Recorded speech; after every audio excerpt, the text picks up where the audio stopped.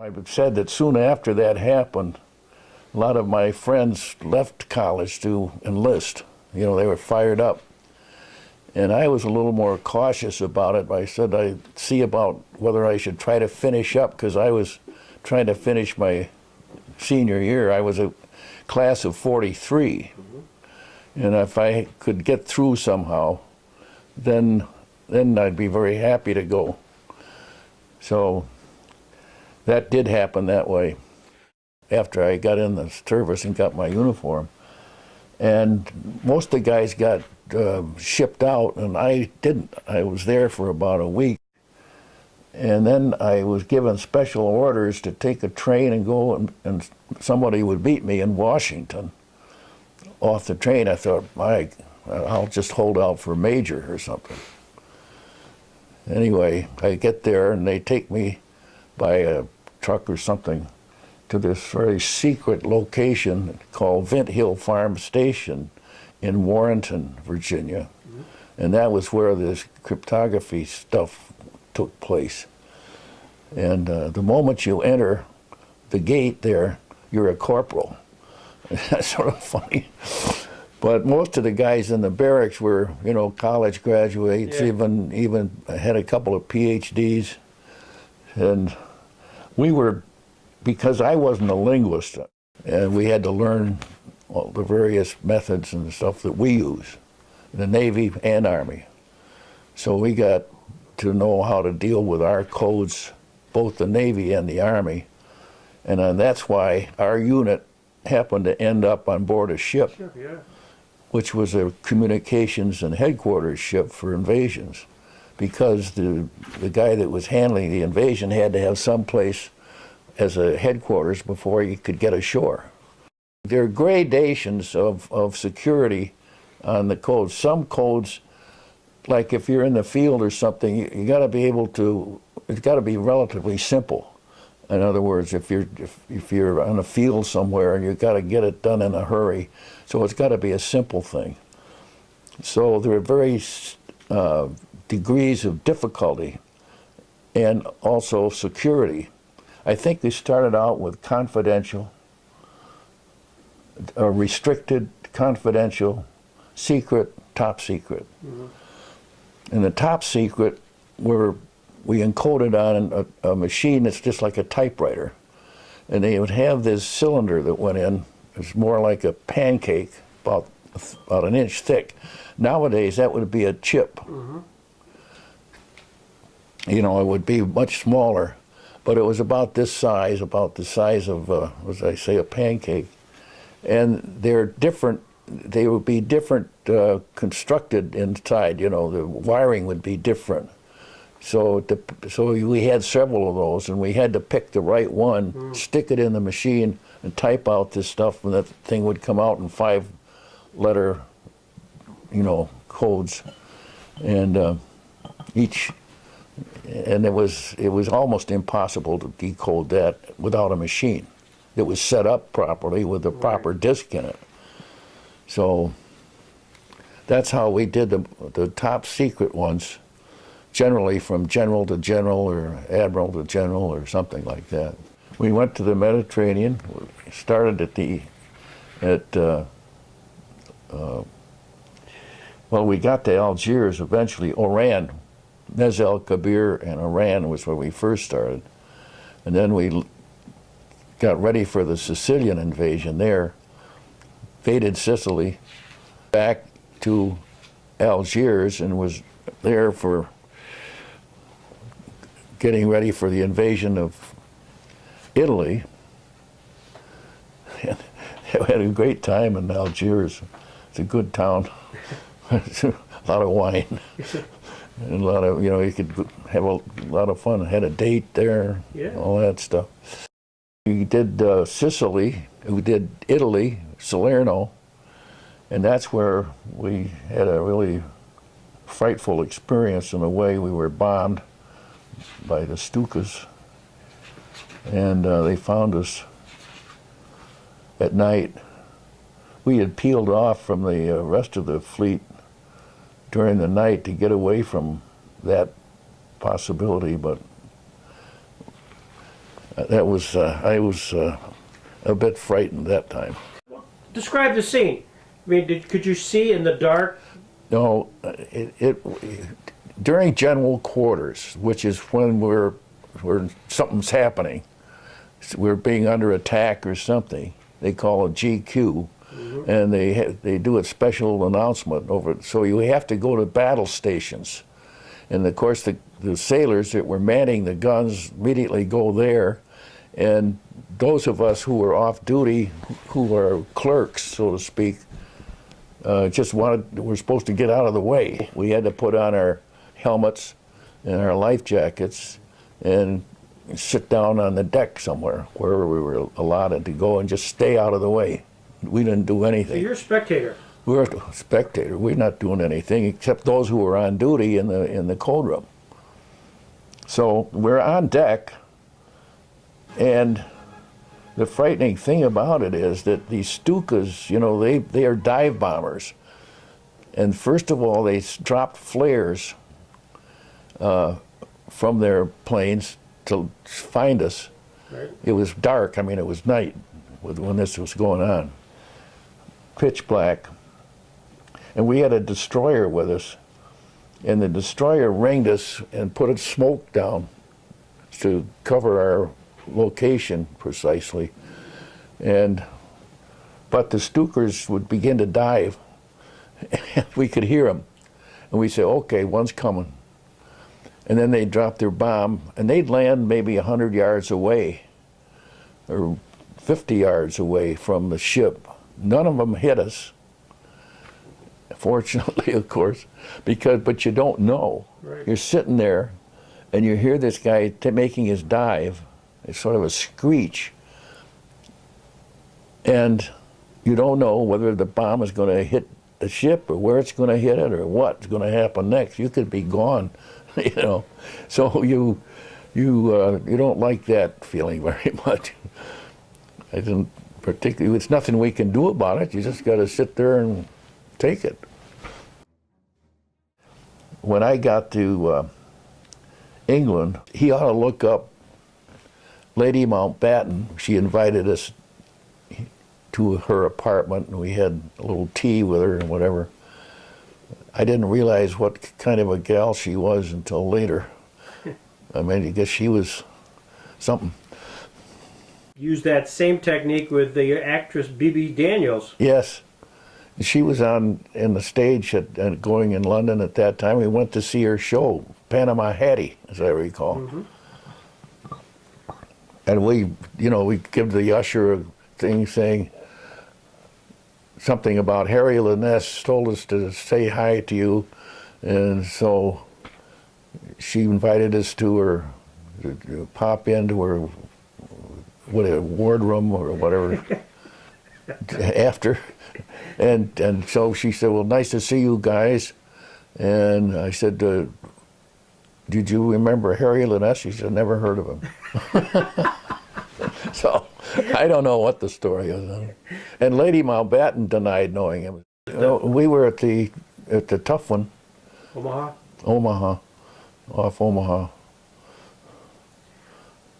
Could you see what was going on, or were you? Well, we were a couple of miles out.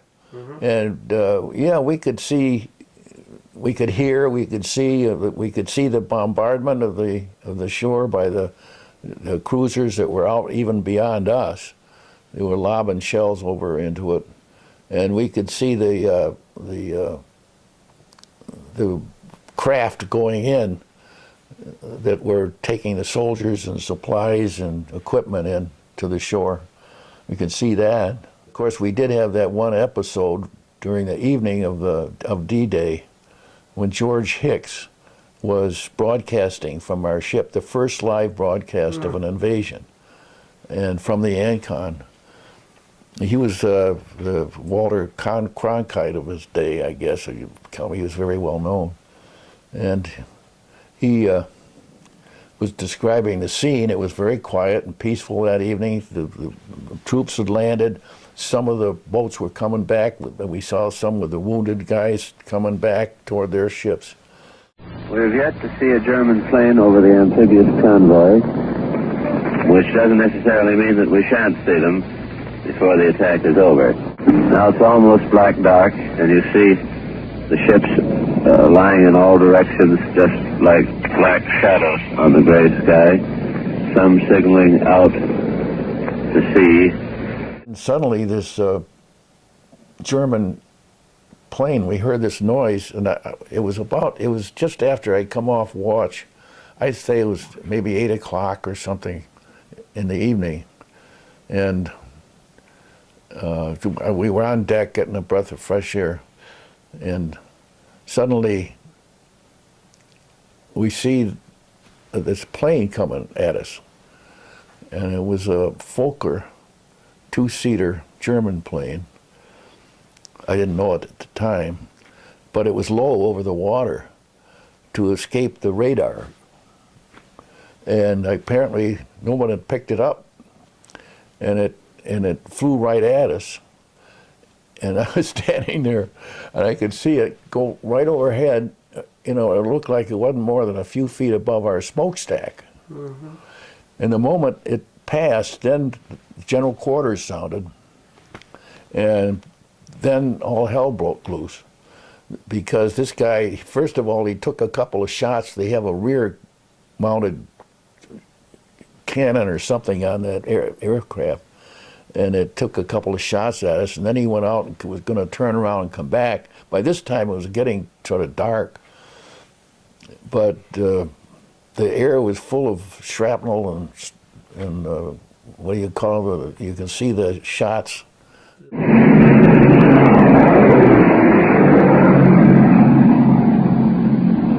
That baby was pretty low.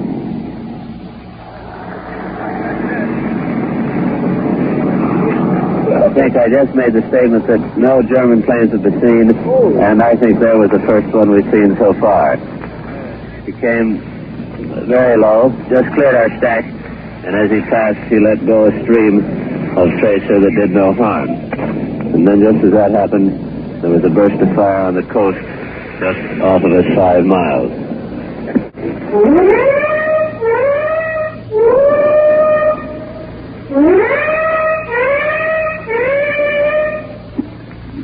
Our own ship has just gave its warning whistles, and now the flak is coming up in the sky in streamers from the warships behind us. Very heavy fire now off our stern from warships in that area. Fiery bursts, and the flak and streamer is going out in a diagonal slant. It's right over our heads now. Bursting over our heads with the ship from the tip of the fire.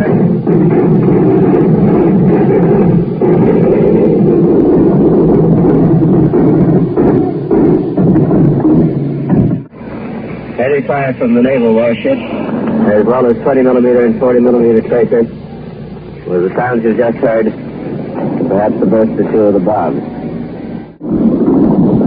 Looks like we're going to have a night tonight. Get it there, boys! Another one coming over. Let it cruise right alongside of it, firing up.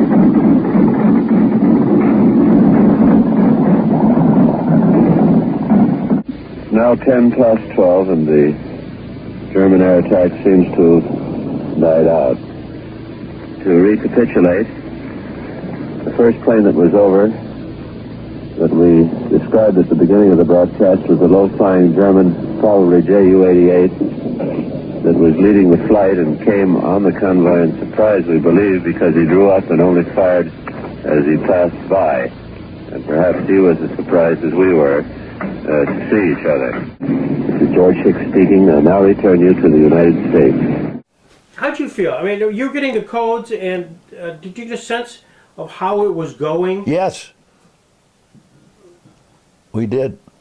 Because the reports from the generals, you see, General Alexander was like the overall guy back in England, that when you had the invasions in the Mediterranean, they'd have to report back to him on what was going on.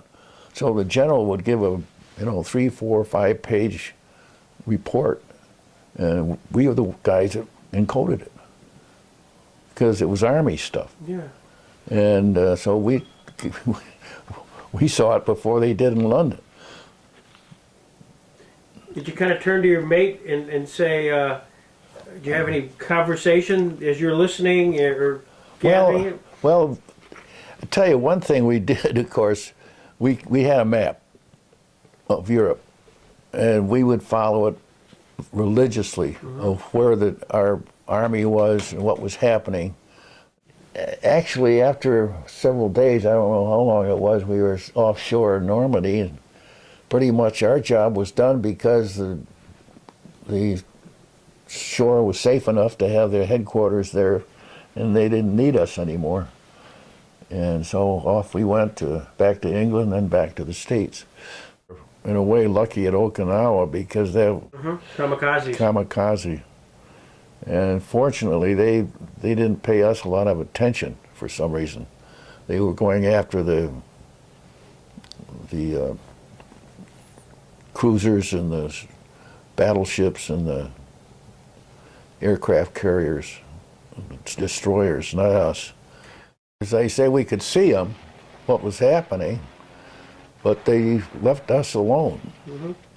And we could sort of tell that was happening. We didn't have anybody make a pass at us. But I tell you, it's frightening nonetheless. Yeah. I mean, it's not fun. Because you're a sitting duck, you feel. There's nothing you can do. There's no place you can go. You just got to be there. You got to go to your battle station or whatever station you have and sit there if you're not on duty. If you're on duty, you're down there doing your thing. Right. So, and generally, during invasions, we were pretty busy. I mean, we were watch on, watch off, rather than, so we, would maybe be 4 hours down there and 4 hours off, and so it kept going that way. It was, you didn't get a lot of sleep. Did you ever wonder, as kamikaze pilots or was flying over, how long your luck was going to hang out there? In a way, I was thinking, because now after Okinawa, the next thing was Japan. And I thought, oh no, I don't want to be in another invasion. And I say, that's going to be, if it was suicidal at Okinawa, think what it's going to be like in Japan. I mean, that's going to be a real problem. And so, I've got to say that the atomic bombing, terrible as it was in a way a relief to us soldiers. Of course, by that time, I was on my way home. So when one of your kids or grandkids come up and say, "Grandpa, tell me about World War II," what do you tell them? They don't ask. What would you tell them? Maybe what I'm telling you. Yeah. Well, thank you, Sam. This is terrific. Well, you're very welcome.